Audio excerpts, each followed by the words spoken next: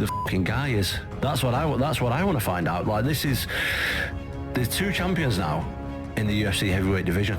It's not right, simple as that. You can sugarcoat it all you want, these legacy fights and whatever. Like, my next fight has to be for the undisputed title, because everyone's like, you f***ing disrespecting one of the best ever. No, I'm not at all. I want a shot. Like, I want my shot, simple as that. I think I'm the fucking #1 heavyweight in the world right now.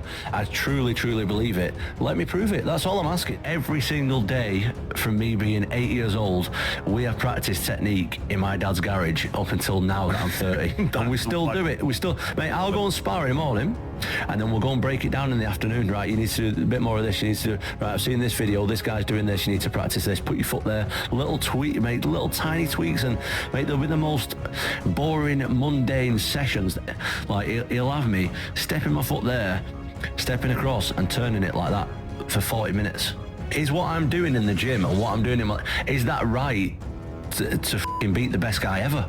All hype and talk aside, I genuinely want to find out who's the best, me or him. Because I think he's one of the best fighters ever. I literally believe that 100%. I'm a massive, massive Jon Jones fan, and I want to go down as the best heavyweight ever.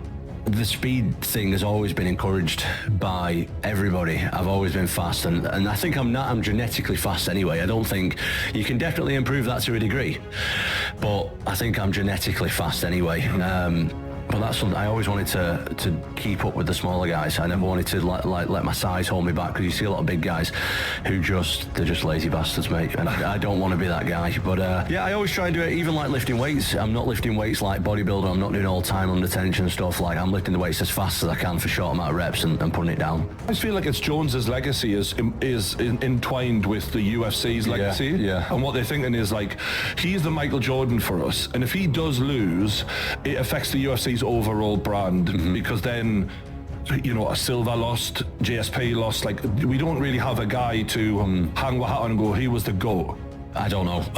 You might be. I have not a fucking clue, mate. I don't know. I'm just over here like... You know, you're getting up to elite status where you're calling out Jon Jones. Yeah. Right? It's a bit of a problem for him, right? Because he has not been tested in that way. He's so fast for a heavyweight. But again, you're saying the right thing. Like, what is it like in the 5th round with Jon Jones? Because if you can't steamroll Jon Jones and he starts side kicking your fucking kneecaps, you know...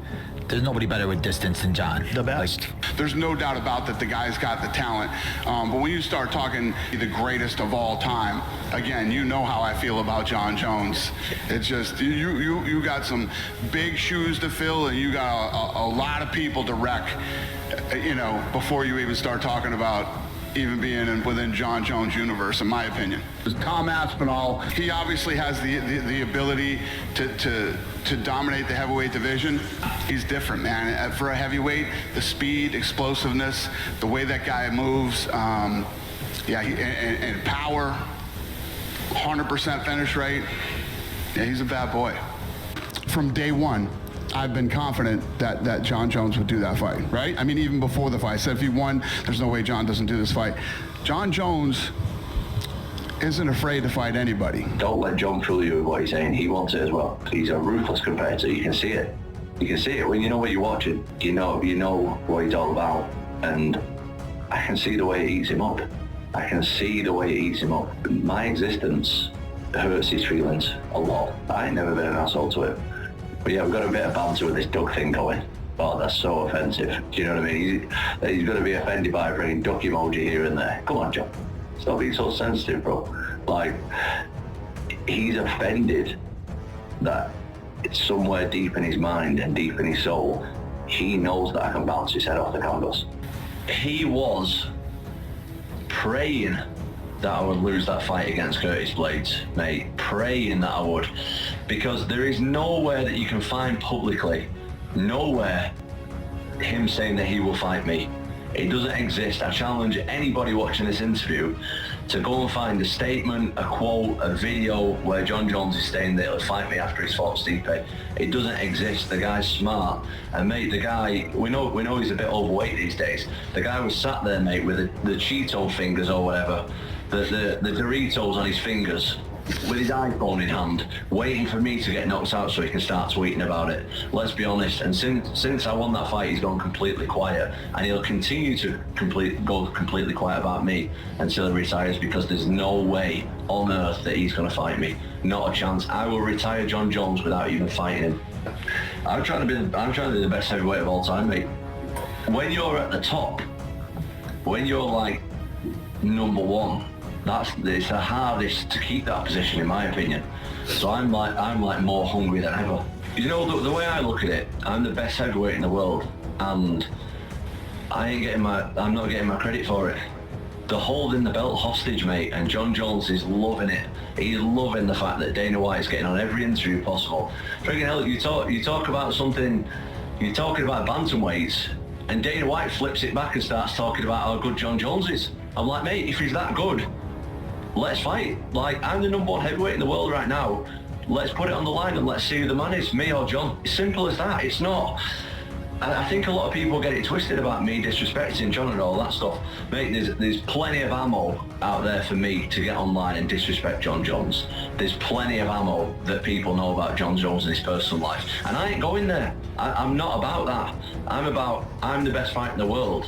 Best heavyweight in the world right now, and Jon Jones isn't, and I'm willing to prove it, and he's not. That's what I'm about. I'm about being the best heavyweight in the world. As I said, it's well documented that Jon Jones isn't the best person in the world, isn't the best human being in the world.